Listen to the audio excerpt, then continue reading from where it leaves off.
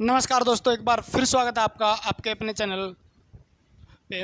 और हम स्टार्ट करने वाले हैं ऐसा बढ़िया सा लेक्चर आपके लिए जो कल आपने देखा होगा, परसों आपने देखा होगा, या रेगुलर आपकी केमिस्ट्री की वीडियो आ रही है उसके अंदर। आज हम पढ़ेंगे, थोड़ा सा प्यार से इसको पढ़ने वाले हैं। एटॉमिक स्ट्रक्चर के बारे में पढ़ने वाले हैं हम, परमाणु संरचना के बारे में। आज पढ़ेंगे हम इलेक्ट्रॉन क्या है, प्रोटॉन क्या है, कक्ष ऑर्बिट क्या होता है, न्यूट्रॉन क्या होता है, इससे क्या क्या क्वेश्चन बन सकते हैं और प्रीवियस ईयर के अंदर क्या क्वेश्चन आए हैं आपके एग्ज़ाम के अंदर, किस प्रकार के क्वेश्चन आपके पूछे गए हैं, और उनसे रिलेटेड सारी की सारी किताबें छान के एक एक चीज़ को उठा के, चाहे वो वन लाइनर क्वेश्चन हो चाहे ऑप्शनल हो, जिस प्रकार से हो सारे के सारे उठा के आपको सेट करेंगे, दिमाग में सेट करेंगे। ठीक है ना, दिमाग में सेट करेंगे।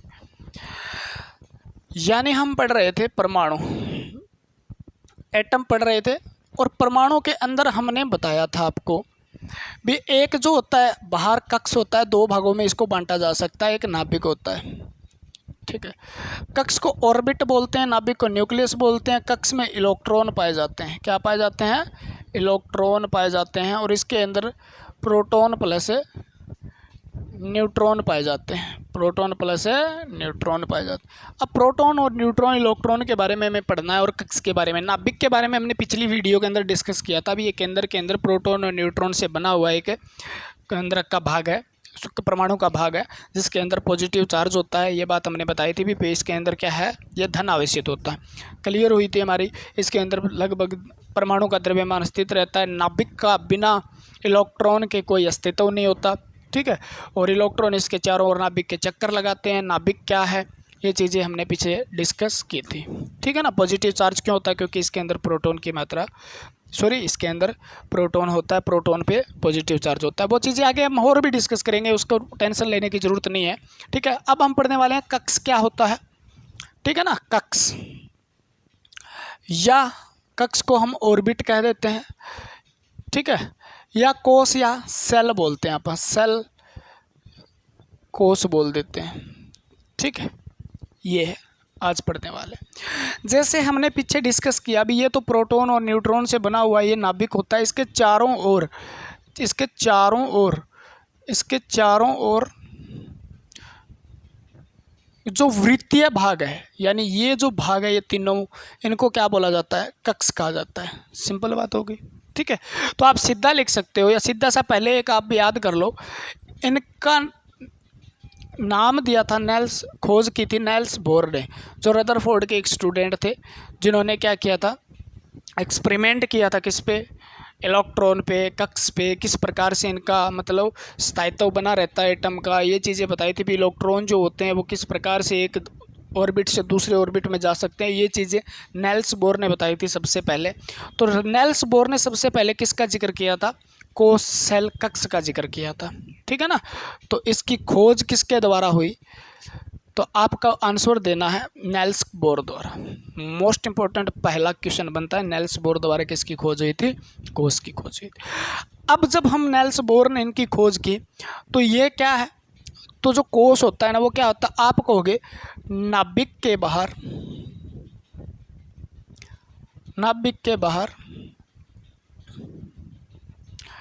इलेक्ट्रॉन का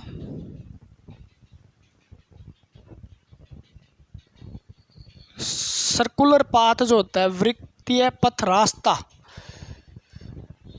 पथ कक्ष कहलाता है।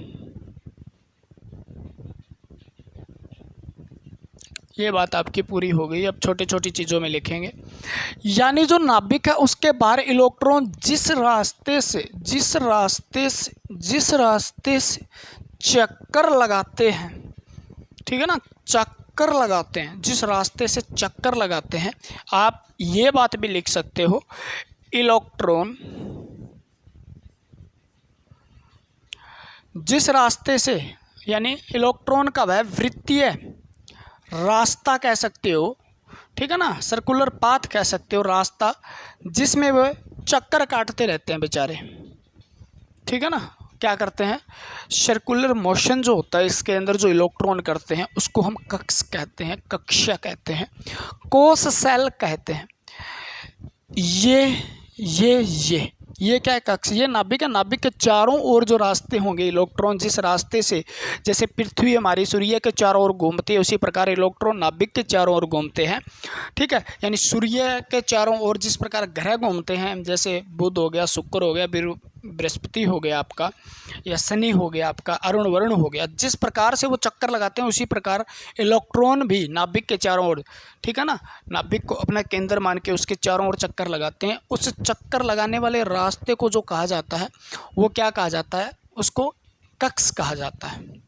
क्लियर हो जाएगी बात? कक्ष में कोई कन्फ्यूज़न नहीं है। इसको एनर्जी लेवल भी कहा जाता है। कक्ष को क्या कहा जाता है? एनर्जी लेवल भी कहा जाता है। एनर्जी लेवल, ऊर्जा स्तर भी कहा जाता है। ये बात भी याद रखना, ऊर्जा स्तर शब्द आ जाए, ऊर्जा स्तर भी कहा जाता है। नेल्स बोर ने ऊर्जा स्तर भी कहा था। ठीक है ना। ऊर्जा स्तर का मतलब क्या होगा? ऊर्जा स्तर का मतलब क्या होगा? देखो, यानी इसके अंदर जो इलेक्ट्रॉन की एनर्जी होगी वो इससे भिन्न होगी, इससे इसकी भिन्न होगी। यानी इसमें कुछ और एनर्जी है, इसका एनर्जी का स्तर और है, ऊर्जा का स्तर और है, इसके अंदर थोड़ी कम ज़्यादा, इसके अंदर और ऊर्जा का स्तर है, इसके अंदर ऊर्जा का स्तर और है। यानी जैसे जैसे ऊपर जाएंगे ऊर्जा का स्तर भी बदलता जाएगा, घटता बढ़ता जो भी है वो तो पढ़ेंगे बाद में। ठीक है ना। तो इसे इसलिए मतलब इसमें ये जो है कक्ष, उसमें ऊर्जा का लेवल इसका इलेक्ट्रॉन का अलग होता है, इसलिए इसको एनर्जी लेवल भी कहा जाता है। भी ये किसको दर्शाता है? ये कक्ष, एक कक्ष नंबर ऊर्जा लेवल को भी दर्शाता है। ठीक है ना। देखो कक्ष को क्या नाम दिया था? कक्ष को किससे? कक्ष के नाम शुरू होते हैं के, एल, एम, एन, ओ, आगे जाएंगे जितने कक्ष होंगे उस हिसाब से स्टार्ट कैसे होंगे, ये बात याद रखना। नेल्स बोर की कोई मतलब समझते हो ना? ठीक है ना। कोई कंचन कोमल रही होगी तो उनके फेवरेट थे तो के से शुरू किया करना, ए से आपको आसानी हो जाती है ऐसे करते तो। ठीक है ना। तो लेकिन आप के याद रखना। तो पहला कक्ष के कहलाता है, दूसरा एल कहलाता है, तीसरा एम कहलाता है, चौथा एन कहलाता है, पांचवा ओ कहलाता है, छठा पी कहलाता है। इस प्रकार से नंबर भी आप के साथ एक नंबर याद करेंगे आप। ठीक है ना, एक नंबर याद करेंगे। अगर ऊर्जा लेवल की बात करें तो ऊर्जा लेवल के कौन सा ऊर्जा लेवल? तो एनर्जी लेवल जो के है वो एक एनर्जी लेवल के हिसाब से है, 2 है, 3 है, 4 है, 5 है, 6 है, 7 है, 8 है। ठीक है। तो ऊर्जा लेवल यानी इस कक्ष को नाम दिया के, इसको दिया एल, इसको दिया एम। ठीक है। एक और बना दूँ मैं, लो आपके काम आ जाएगा एन। ठीक है। यानी कितने हो गए? 1 2 3 4। तो के कौन सा एनर्जी लेवल है? 1 है, ये 2 है, ये 3 है, और ये कौन सा एनर्जी लेवल है? 4 है। इस प्रकार से बढ़ते जाएंगे, ऊर्जा लेवल भी कहा जाता। तो के से स्टार्ट किया जाता है। के में कितने इलेक्ट्रॉन आ सकते हैं वो तो बाद की बातें हैं, हम बाद में करेंगे। ठीक है ना। कौन से इलेक्ट्रॉन आ सकते हैं? तो कक्ष इलेक्ट्रॉन क्या है ये चीज़ हमने पढ़ी। ठीक है। इलेक्ट्रॉन किस प्रकार से, इलेक्ट्रॉन कहाँ पढ़ा यार? कक्ष पढ़ा। तो कक्ष नेल्स बोर ने नाभिक के बाहर इलेक्ट्रॉन का वृत्तीय रास्ता, वो इलेक्ट्रॉन जो है वृत्तीय रास्ता चक्कर लगाते हैं, उसको एनर्जी लेवल ऊर्जा स्तर कहा जाता है। के, एल, एम, एन, ओ इनको नाम दिया जाता है। इतनी बात क्लियर हुई तो मैं इस कक्ष को थोड़ा आगे बढ़ाता हूँ।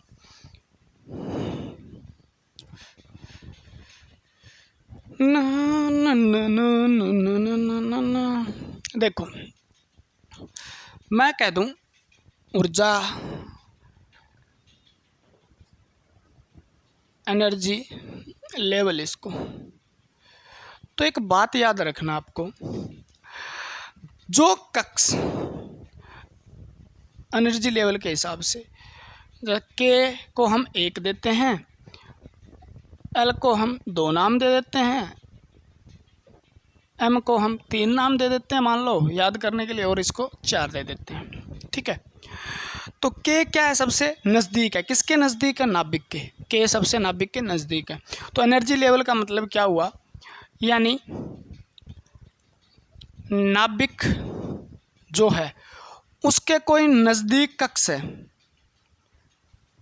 उसके नज़दीक कक्ष है, और दूर कक्ष, तो उसमें ऊर्जा का क्या फ़र्क होगा? उसके इलेक्ट्रॉन की ऊर्जा का क्या फ़र्क होगा? क्वेश्चन पूछ लिया जाता है मान लो। भी उस ऊर्जा का क्या फ़र्क होगा। ठीक है, तो नज़दीक अगर कक्ष है तो उसकी ऊर्जा कम है, उसका एनर्जी लेवल क्या है, कम है, ऊर्जा स्तर कम होता है। यानी के की आप कह सकते हो के की सबसे कम है फिर, क्योंकि इससे नज़दीक कोई नहीं हो सकता। सबसे कम ऊर्जा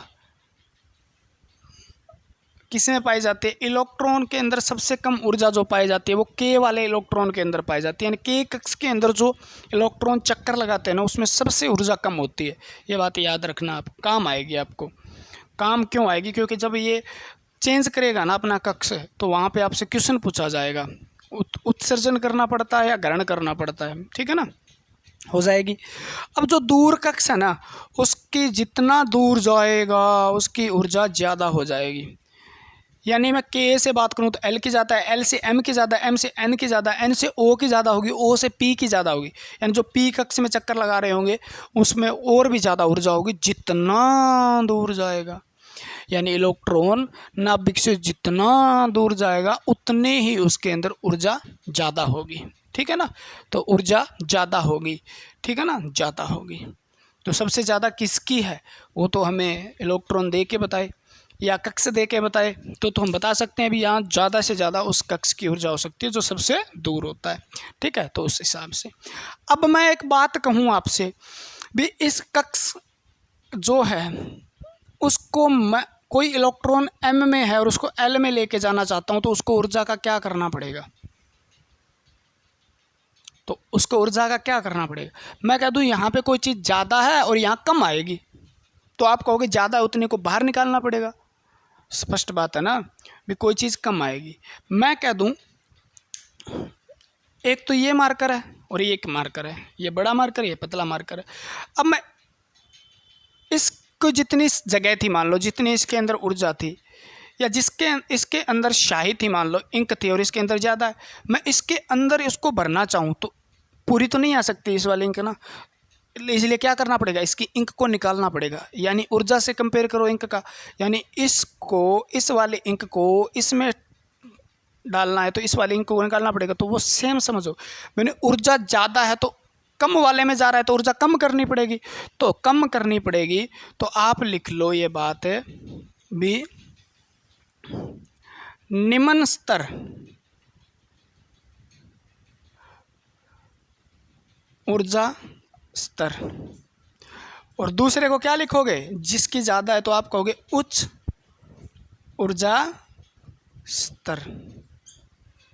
दो बातें आपको लिखनी है, क्या, low energy level, high energy level. अब मैं कह दूं अगर उच्च ऊर्जा स्तर से निम्न ऊर्जा स्तर में कोई मतलब इलेक्ट्रॉन जा रहा है, उच्च ऊर्जा स्तर से निम्न, चलो ये कर लो, निम्न ऊर्जा स्तर से उच्च ऊर्जा स्तर में जा रहा है तो उसको क्या करना पड़ेगा। यानी इलेक्ट्रॉन है, इसके पास जो है ऊर्जा कम थी, तब तो निम्न स्तर बोला गया, ऊर्जा कम थी, और इसके पास क्या थी, इलेक्ट्रॉन के पास ऊर्जा ज़्यादा थी। बात को समझो, समझने वाली बात। तो क्या करना पड़ेगा, अब कम ऊर्जा वाला ज़्यादा ऊर्जा वाले के स्थान पे जाएगा तो आप कहोगे जो ऊर्जा ग्रहण करेगा, तो आप ये लिख लो इसके साथ है, इलेक्ट्रॉन ऊर्जा ग्रहण करता है जब कहाँ पे जाता है, निम्न स्तर से उच्च ऊर्जा स्तर पे जाता है, निम्न स्तर से उच्च ऊर्जा स्तर पे जाता है तो इलेक्ट्रॉन ऊर्जा ग्रहण करेगा। निम्न स्तर से यहाँ आएगा, इसकी एनर्जी लेवल ज़्यादा है और इसका कम है तो इससे यहाँ आएगा तो ऊर्जा ग्रहण करेगा ना, क्योंकि ज़्यादा ऊर्जा चाहिए यहाँ पे रहने के लिए, इसके अंदर स्थायित्व बनाने के लिए। क्योंकि नेल्स बोर ने कहा था एक स्थायी, अगर नया कोई इलेक्ट्रॉन ऊर्जा का ग्रहण करता है, नया उसका उत्सर्जन करता है तो एक कक्ष में ही घूम सकता है, वो अपना कक्ष नहीं बदल सकता। ऊर्जा का उत्सर्जन करके या ग्रहण करके वो अपना कक्ष बदल सकता है, ये बात कही थी नेल्स बोर ने। ठीक है, तो यानी ऊर्जा ग्रहण करने के लिए उसको ऊर्जा ग्रहण करेगा तो वो निम्न स्तर से उच्च स्तर पे चला जाएगा। ठीक है, यही बात हो गई। इलेक्ट्रॉन के पास ऊर्जा ज़्यादा है, अब उच्च स्तर वाला इलेक्ट्रॉन है उसके पास ऊर्जा ज़्यादा है तो ऊर्जा को वो उत्सर्जित कर देगा। ऊर्जा का उत्सर्जन करने पर वो कहाँ से कहाँ जा सकता है, उच्च से निम्न में जा सकता है। तो ये एनर्जी लेवल की बात हो गई भैया कक्ष के अंदर, ठीक है ना। तो नज़दीक कक्ष में ऊर्जा कम होती है, दूर ज़्यादा होती है। आपसे पूछ लिया जाता है कोई इलेक्ट्रॉन m कक्ष के अंदर स्थित है और उसे l कक्ष में जाने के लिए ऊर्जा का उत्सर्जन करना पड़ेगा या ग्रहण करना पड़ेगा। तो m कक्ष में और l कक्ष में जाने के लिए उसको ऊर्जा का उत्सर्जन करना पड़ेगा। तो इस प्रकार के क्वेश्चन आपसे पूछे जा सकते हैं। अगर नहीं समझ में आया तो कमेंट करके बता देना, फिर हम दोबारा डिस्कस कर लेंगे। क्लियर हुई ना? हुई क्या क्लियर? ठीक है। अब देखो थोड़ा सा मैं और भी बनाना चाहता हूँ आपको, क्योंकि ज़्यादातर क्वेश्चन फिर यहाँ से भी आता है। एनर्जी लेवल की बात करें या KLMN की बात करें, मैं कह दूँ आपसे, इसको नाम दिया KLMN। उससे पहले आप एक नोट करके बात लिखो, maximum electron in A orbit. आप कह सकते हो ज़्यादा से ज़्यादा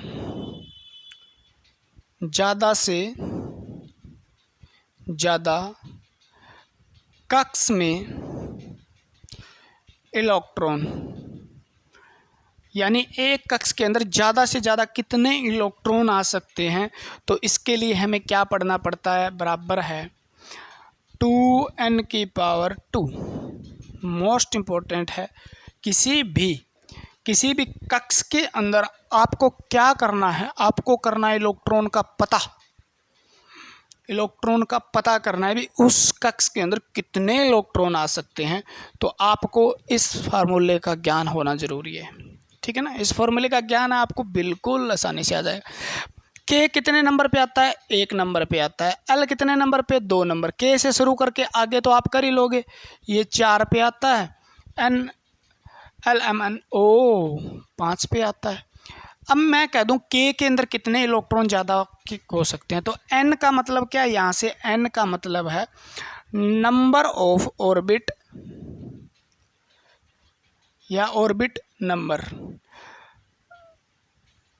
कक्ष की संख्या, कक्ष की संख्या कितनी है, यानी कक्ष संख्या का मतलब हो गया K 1 नंबर पे, L 2 नंबर पे, M 3 नंबर पे, N 4 नंबर पे, O 5 नंबर पे, ठीक है ना।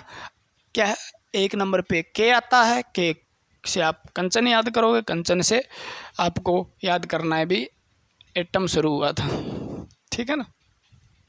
तो N नंबर से ऑर्बिट शुरू होते हैं। सॉरी, N का मतलब यहाँ पे क्या है, संख्या। जैसे मैं कह दूँ पहले कक्ष के अंदर, पहला यानी K कक्ष के अंदर कितने इलेक्ट्रॉन मैक्सिमम आ सकते हैं, तो आप कहोगे जो 2 तो रखना ही है। N की वैल्यू क्या है, K बराबर 1 है, क्योंकि पहला कक्ष है। ये पहला कक्ष है, दूसरा कक्ष है, क्योंकि नाभिक से शुरू करते हैं कक्ष। इसमें कितने इलेक्ट्रॉन आ सकते हैं जनाब, तो आपको K 1 है जी, तो हमें फार्मूला याद है जी ये। तो N की जगह क्या रखना है, 2। N क्या है, 1 है, और इसकी स्क्वायर है। तो ब्रैकेट हल करने से पहले क्या करेंगे, स्क्वायर को पूरा करेंगे, ठीक है ना। तो 2 एकम 2, 2 गुणा 1। तो आप कहोगे जी इसके अंदर मैक्सिमम 2 इलेक्ट्रॉन आ सकते हैं, 2 से 3 नहीं आ सकते। 1 आ सकता है लेकिन 2 से 3 नहीं आ सकते। तो आपसे क्वेश्चन ये पूछा जा सकता है, पहले कक्षा में ज़्यादा से ज़्यादा कितने इलेक्ट्रॉन रह सकते हैं। तो आप ये फार्मूला पेल देना फिलहाल, ठीक है ना। फार्मूला जैसे ये रखोगे आपको मैक्सिमम की आ जाएगी भी, इससे ज़्यादा नहीं हो सकते, कम हो सकते हैं, ज़्यादा नहीं हो सकते। तो मैक्सिमम ज़्यादा से ज़्यादा एक कक्ष में इलेक्ट्रॉन कितने हो सकते हैं, 2n², ठीक है ना। तो उस n का जो स्क्वायर है उसको 2 से गुणा करेंगे तब उसको माना जाएगा, ठीक है। क्लियर हो जाएगी बात। अब मैं कह दूँ इसके अंदर कितने आ सकते हैं, तो आप कहोगे 2n²। इसके अंदर भी तो वही लगेगा, सबके अंदर वही लगेगा, अरे सबके अंदर वही लगेगा, है ना, 2n²। n का मान देख लो आप, यहाँ पे n का मान कितना है, 1 है। n का मान 1 है, यहाँ पे n का मान कितना है, n का मान 2 तो रहेगा, n का मान 2 है। यहाँ पे 2 रहेगा, यहाँ पे n का मान 3 है। देखो 3 है ना। यहाँ पे n का मान कितना है, 4 है, और यहाँ पे n का मान कितना है, 5 है, ठीक है ना। रट्टे मारे होंगे आज तक आपने, आज समझ लो इस बात को। तो 2 इसका स्क्वायर गुणा 2, 2 गुणा 2 कितने हो गए, तो आप कहोगे जी आंसर आ गया, सॉरी 1। आंसर कितना आ गया 2। तो इसके अंदर मैक्सिमम 2 इलेक्ट्रॉन रह सकते हैं। 2 दूनी 4, 2 का स्क्वायर 4 होता है, 4 दूनी 8। दूसरे के अंदर कितने रह सकते हैं? 8 रह सकते हैं। 3 तिया 9, 9 दूनी 18। तीसरे में 18 रह सकते हैं। 4 चौक 16, 16 दूनी 32, 32 रह सकते हैं। 5 25 दूनी 50, पाँचवें में 50 रह सकते हैं। इस प्रकार से आप करते जाओ। छठे में कितने रह सकते हैं? 36, 36 गुणा 2 72 रह सकते हैं। ठीक है, तो करते जाओगे आप।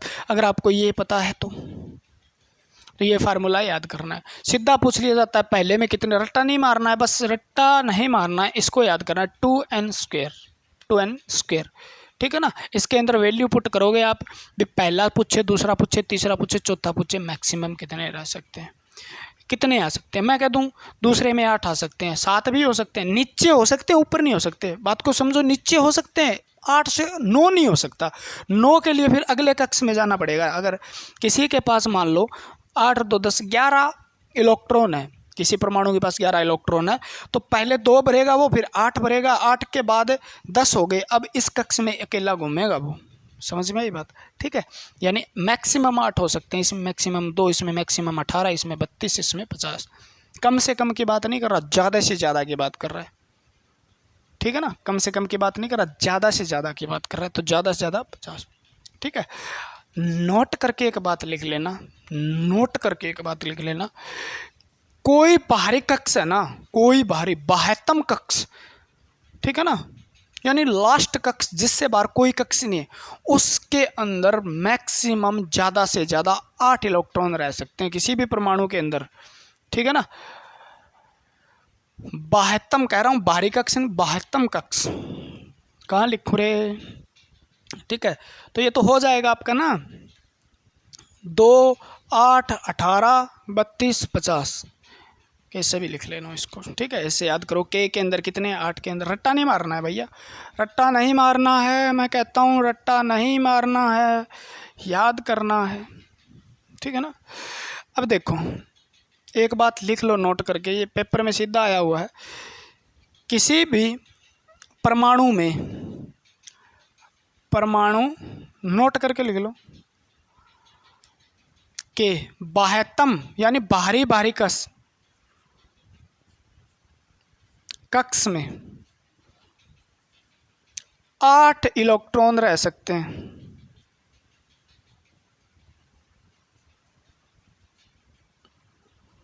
चाहे वो कौन सा, इसमें है तो इसमें 8 ही रह पाएंगे, चाहे ये है तो ये भी बाह्य है। अगर n लास्ट कक्ष है उसका, उसके बाद कक्ष खत्म है, तो 8 रह सकते हैं इसमें। ठीक है ना। हाँ, आगे ओ और है तो इसमें 32 रहने के बाद ये पूरा हो जाएगा, फिर ये बाह्य है तो इसमें 8 रह सकते हैं। समझी बात? ठीक है, तो कितने इलेक्ट्रॉन बाह्यतम कक्ष में रह सकते हैं? तो 8 इलेक्ट्रॉन बाह्यतम कक्ष में रह सकते हैं। ये बात आपको समझनी चाहिए।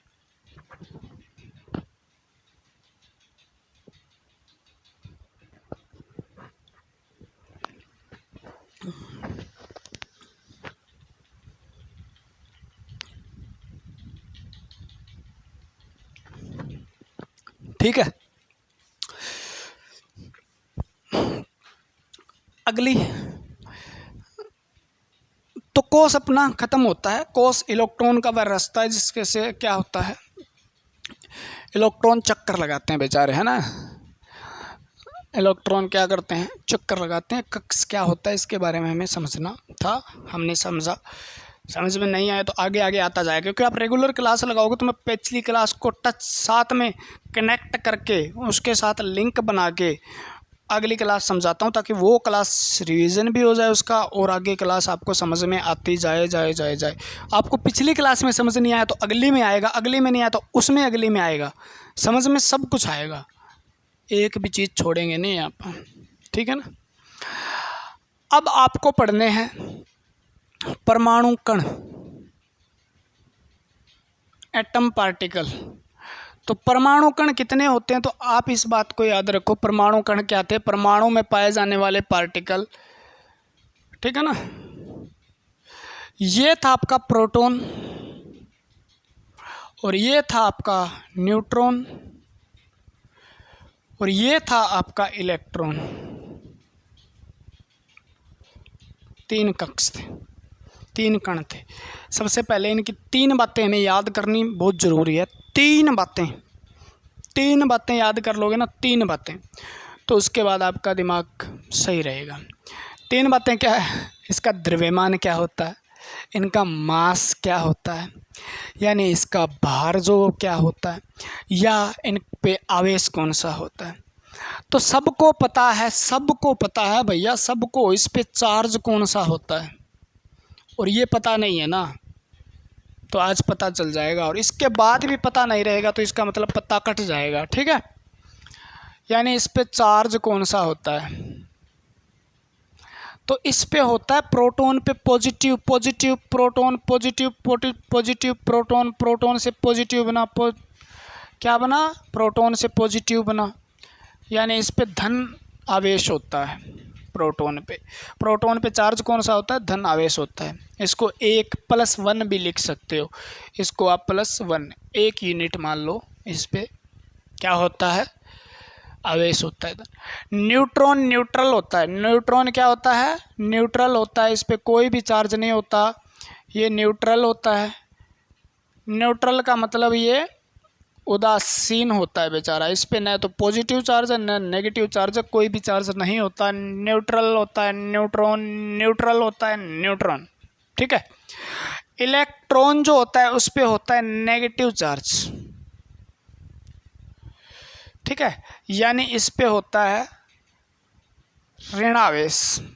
मोस्ट इंपॉर्टेंट बात है ऋण आवेश। कितना होता है वो तो बाद की बात है। इस पे कौन सा चार्ज होता है, नेगेटिव चार्ज होता है। इस पे कैसा होता है, धनावेश होता है। क्लियर हो जानी चाहिए बात, ठीक है। तो इस पे कौन सा चार्ज होता है, धनावेश होता है, इस पे कोई चार्ज नहीं होता, ठीक है।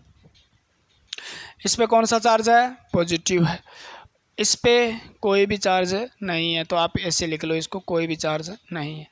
और इसको लिख लो आप, इस पे कौन सा चार्ज है, नेगेटिव चार्ज। हो जाएगा, हाँ जी हो जाएगा, ठीक है। मान क्या है उसका, मान क्या है,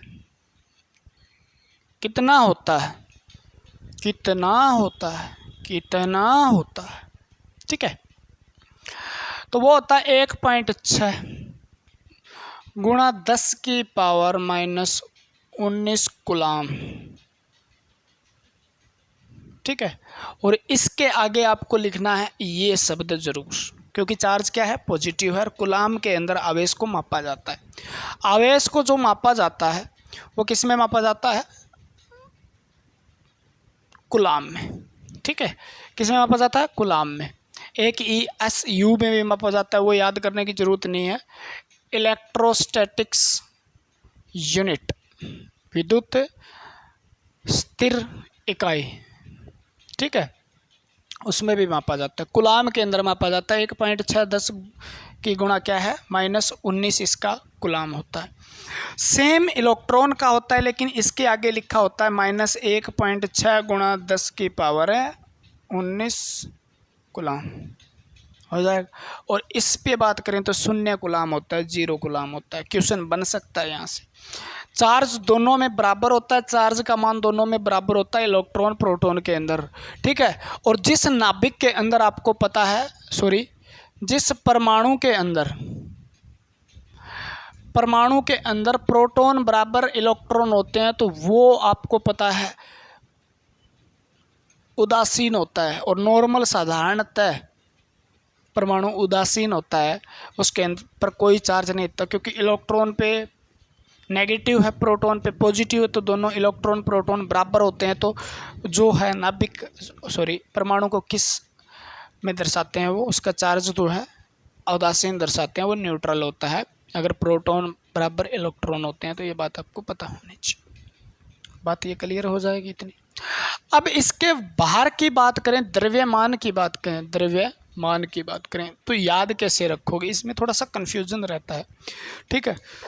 रट्टा नहीं मारना है। देखो मान, देखो 1.6 है, 1.6 याद क्या करना है, 19 है, -19 है, 19 है, 1.6 19 है, 1.6 19, ठीक है।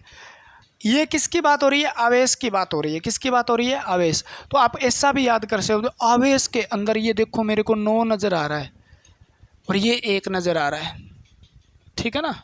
याद करना बहुत मुश्किल है भाई, पेपर में आता हुआ क्वेश्चन गलत हो जाता है ना, बड़ा दुख होता है, जैसे मतलब गोली मार दी हो किसी ने। 19 है, तो आवेश वाली संख्या जो है ना उसके ऊपर 19 लगा है, ये याद रख लो। माइनस का 19 है, माइनस का 19 है। आवेश वाली संख्या के ऊपर क्या लगा? आवेश के अंदर -19 लगा है। याद हो जाएगा अब तो, ठीक है। अब द्रव्यमान भी याद करवाएंगे आपको। देखो 1.6 तो इसमें है, 1.6 इसमें है। सिंपल पूछे तो यहाँ से क्वेश्चन का आंसर बन जाता है, गुणा 10 की पावर -27 किलोग्राम इसका होता है। सेम इसका होता है 10 की -27 किलोग्राम। दोनों का द्रव्यमान बराबर होता है, इलेक्ट्रॉन और न्यूट्रॉन, सॉरी प्रोटॉन और न्यूट्रॉन। यहाँ पे होता है 9.1 गुणा 10 की पावर -31 किलोग्राम, ठीक है। ये भी याद कराएंगे। देखो प्रोटॉन ऊपर ऊपर लिखा है मैंने, तो इसकी वैल्यू लिख देता हूँ मैं कम, इसकी वैल्यू लिख देता हूँ मैं थोड़ी ज़्यादा। ये इसी प्रकार से मैंने लिखे हैं द्रव्यमान के हिसाब से, ये हो गया और कम, ठीक है। Proton neutron electron, proton neutron electron, ठीक है ना, हो जाएगा क्लियर। देखो इसको याद कैसे करना है आपको। वैसे तो इनका द्रव्यमान की बात करें तो लगभग समान होता है, जो 2 अंक का फर्क है, लेकिन क्वेश्चन पूछ लिया जाता है कई बार तो आप परेशान हो जाते हो। 31 और 27 वाले को कैसे याद करें? जैसे मैं लिख दूं 31, 31 और मैं लिख रहा हूं इलेक्ट्रॉन 31, इलेक्ट्रॉन 31, यानी इसकी पावर जो 31 वाला है ना, 31 इलेक्ट्रॉन वाला है, याद रख लेना माइनस, क्योंकि ऑप्शन में सारे मिलते हैं ना। 31 इलेक्ट्रॉन वाला है, ठीक है, 31 इलेक्ट्रॉन वाला है, तो 9.1 गुणा 10 की पावर -31 किलोग्राम होता है, ठीक है। 31 सबसे कम द्रव्यमान किसका है? तो आप कहोगे जी सबसे कम द्रव्यमान इसका होता है। 9.1 पे मत जाओ, -31 पे जाओ, -31 पे जाओ। जितने माइनस की पावर ज़्यादा होगी उतना ही मान कम होगा, जितने पावर माइनस की ज़्यादा होगी उतना ही मान कम होगा। यानी इस माइनस में और इस माइनस में कितना फ़र्क है? तो 3 और 1 4, यानी 10,000 का फ़र्क है, 10,000 का फ़र्क है। देखो यानी 10,000 गुणा हल्का ही ये कहे जाए तो, मैं लगभग कितना 10,000, क्योंकि अगर इसको 10 के नीचे लिखेंगे तो 1 के पीछे 27 जीरो लिखेंगे और इसके पीछे कितनी लिखेंगे? 1 के पीछे 31 जीरो लिखेंगे। तो सबसे कम द्रव्यमान, सबसे हल्का परमाणु कण है ये, याद रखना, इलेक्ट्रॉन। और सबसे भारी जो है ना, सबसे भारी वो है न्यूट्रॉन, ठीक है ना। ज़्यादा द्रव्यमान किसका है? क्योंकि इसके अंदर 27 पावर तो बराबर है, लेकिन ये 5 और 3 का फ़र्क है यहाँ पे, इसीलिए लिखा है ये, ठीक है, ज़्यादा द्रव्यमान। और दोनों के बीच का ये हो गया द्रव्यमान, ठीक है। अगर मैं बात करूँ, मान लो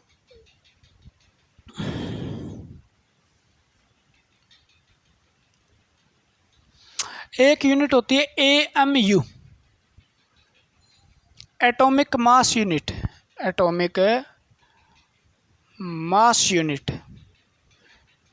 ठीक है। उसके अंदर इसका मान कितना होता है?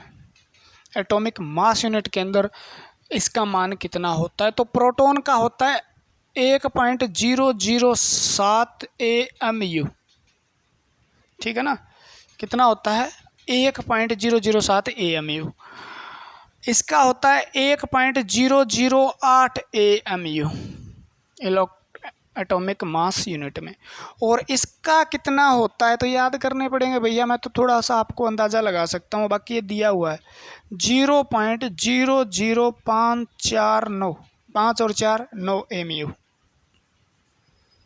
ठीक है, ये होता है। तो सबसे हल्का कौन सा है आप देख लो, सबसे हल्का ये है ना, यानी और ये कि 1 है, 1 के पीछे 8 है, तो ये क्या हो गया, भारी हो गया सबसे, ये उससे कम हो गया। तो आपको कह दे द्रव्यमान के हिसाब से, द्रव्यमान के हिसाब से मैं यहाँ पे बनाता हूँ, द्रव्यमान के हिसाब से क्रम में लिखो, वो कह दे क्रम में लिखो, तो प्रोटॉन कहाँ आएगा, बीच में आएगा, इलेक्ट्रॉन यहाँ आ जाएगा और यहाँ आ जाएगा न्यूट्रॉन। न्यूट्रॉन सबसे भारी है, प्रोटॉन उसके बाद नंबर और इलेक्ट्रॉन सबसे हल्का है। तो ये सबसे हल्का है और ये सबसे भारी है, याद कर लेना, ये सबसे भारी होता है। ठीक है, याद हो जाएगी ये वैल्यू, क्या ये याद करनी ज़रूरी है, ऐसे क्वेश्चन आता ही आता है। ठीक है, प्रोटॉन पे पॉजिटिव चार्ज होता है, न्यूट्रॉन पे कोई चार्ज नहीं होता, इलेक्ट्रॉन पे ये होता है। इलेक्ट्रॉन का चार्ज इतना होता है, ये 0 कूलाम होता है, ये 1.6 - 10 होता है, लेकिन पॉजिटिव का होता है, दोनों का मान बराबर होता है। इनका लगभग मान बराबर होता है, लेकिन आप 1.67 तक लिखोगे, -27 लिखोगे, इसका 27 होता ही है, और ये इलेक्ट्रॉन से 31 याद करोगे। भारी बता दिया मैंने, कम कौन सा होता है ये बता दिया, आपको पढ़ना है। ठीक है, ये भी आपको पढ़ना है।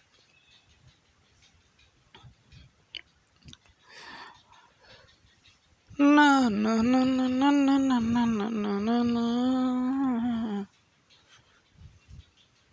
ठीक है,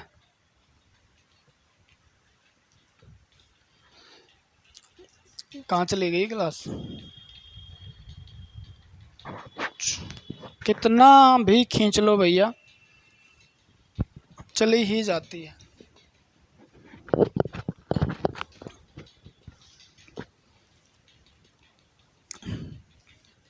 तो फिर इतनी रखेंगे, और तो इलाज क्या है, 40 मिनट के लगभग क्लास हो गई है, इतनी रखते हैं। इलेक्ट्रॉन, प्रोटॉन और न्यूट्रॉन हम करेंगे अगली क्लास के अंदर।